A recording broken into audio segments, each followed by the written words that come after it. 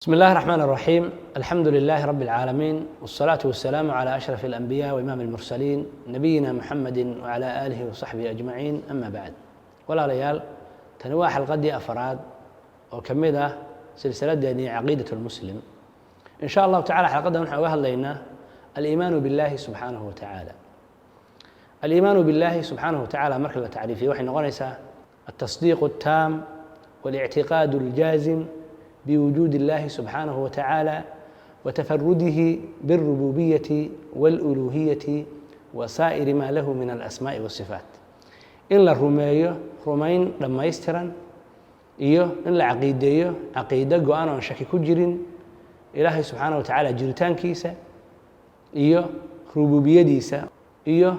uluuhiyadiisa iyo asmaa'diisa sifaatkiisa inta soo hartay in loo rumeeyo. halkaa waxaa kaaga muuqday aliimaanu billaahi waxay xambaarsan tahay afar shay. kan koowaad waxa weeye aliimaanu biwujuudi illaahi subxaanahu wa tacaala, ilaahay jiritaankiisa in la rumeeyo. kan labaadna waxa weeye aliimaanu birububiyati illaah, ilaahay rabbinimadiisa in la ictiqaadiyo oo ah ilaahay afcaashiisa haday aan lahayd abuurista iyo milkiyadda iyo maamulka, iyo ilaahay uluuhiyadiisa oo laga wado inuu ilaahay addoommadiisa xaq ugu leeyahay inay isaga caabudaan cibaadadana u kala yeelaan. tan afaraadna waxa weeye inay alla subxaanahu wa tacaala magacyadiisa iyo tilmaamihiisa la rumeeyo iyadoo la iska ilaalinayo in ilaahay magacyadiisa tilmaamihiisa la macno tiro tacdiil ama ilaahay subxana wa tacala makhluuqiisa lagu mitaaliyo. afartaas shay ayay xambaarsan tahay. waxaan ka bilaabayna insha allah aliimaanu biwujuudi illaahi subxaanahu wa tacaala, allah subxaanahu wa tacaala jiritaankiisa in la aamino. waa mas'alo runtii acdam almasaa'il, masaaisha diinta tan ugu weyn weeye oo ay ku dhisan tahay diinta dhanba iyada aasaas u ah. wuxuu yidhi cadaa ibn abi rabax raximah allahu tacaala isagoo masalada ka warramay aladiina yu'minuuna bilgeyb, wuxuu yidhi man aamana billaahi faqad aamana bilgeyb. qofkii alla subxaanahu wa tacaala rumeeyo jiritaankiisa iyo waxdaaniyadiisa cilmulgeyb waa rumeeyey buu yidhi. marka masalada noocaas oo kaleana runtii ma ahan yani mas'alo adiladeedu la soo koobi karo. waxa weeye waa masale caadiyaal ah oo culimmada qaar markay ka hadlayeen waxay ka soo qaadeen inay tahay qorax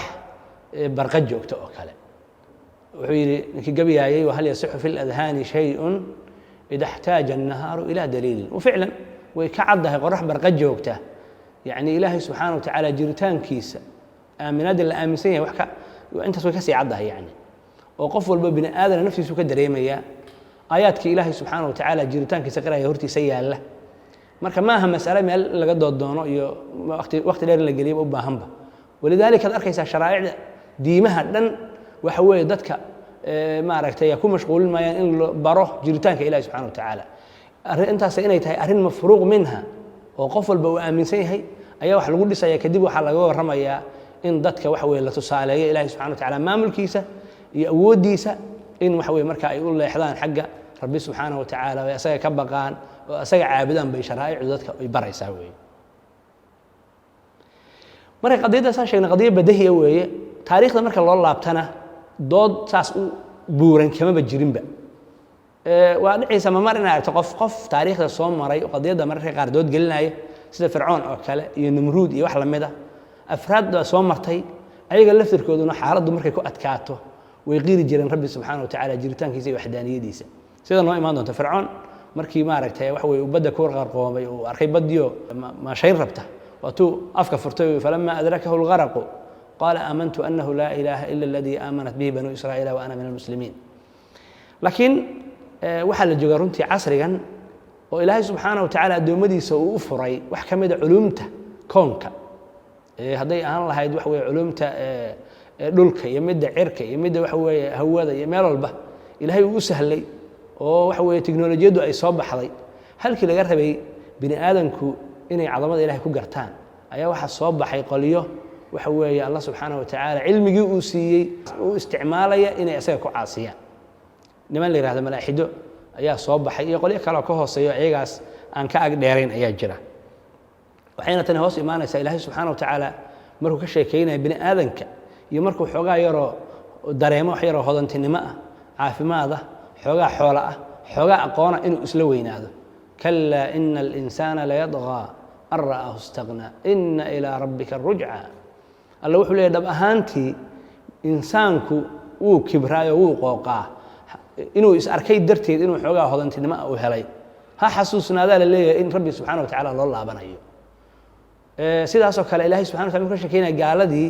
ambiyadu markay u timid iyo rusushu oo ay baraahintii waxdaaniyadda ilaahay subxana wa tacaala u caddeeyeen falamaa jaa'athum rusuluhum bilbayinaat farixuu bima cindahum min alcilm waxaaqa bihim ma kaanuu bihi yastahzi'uun markay rususha oo la timid aayaad cadcad oo u tusinaysa waxdaaniyadda ilaahay subxaana wa tacaala waxay ku farxeen oo la cajabeen xoogaaga cilmiga ilaahay siiyey markaasay rusushii ay waxa weeye inkireen wixii ay la yimaadeen waxaa kadibna ku degay wixii ay ku jeesjeesayeen iyo waxa weeye duqyaankoodii kibirkoodii caaqibadii ka dhalatay baa ku dhacday wey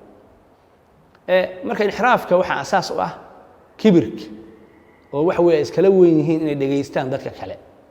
waxa kaloo asaas u ah inxiraafkooda waxa la yidhaahdo aqoonta inay ku koobeen waxa la yidhahdo hal masdar iyo hal il oo la yidhahdo alxisu tajriba inay yidhaahdeen wixii maaragtaya oo la baragtikin garayn karo keliya ayay aqoontu maaragtay noqonaysaa wixii ka soo harana aqoon ma aha oo haddii maalan loo sheego marka wixii caqligu keenayey ama akhbaartii ay leeyihiin maaragtay waxaan scientifically yani ma ahan wax lagu proof garayn kara ma aha ama lagu caddayn kara ma aha xaqiiqaduna waxay tahay ereyga ayagu ay leeyihiin oo ah aqoonta oo dhan waxay hoos imaanaysaa wax la yidhahdo kan ayada laftirkeeda ayaa waxay tahay mid aan scientifically aan la proof garayn karin halkii laga rabay inay inta tawaaducaan ay yidhahdaan annaga aqoonteennu waxay gaartay wixii aan scientific ahaan u proof garayno inta kalena ay yidhahdaan annagu aqoonteennu ma gaarin ayay waxay yidhaahdeen wixii annagu aan scientific ahaan u proof garaynin cilmi ma aha marka taas waxay ka hor imaanaysaa qaacido caqliya oo ah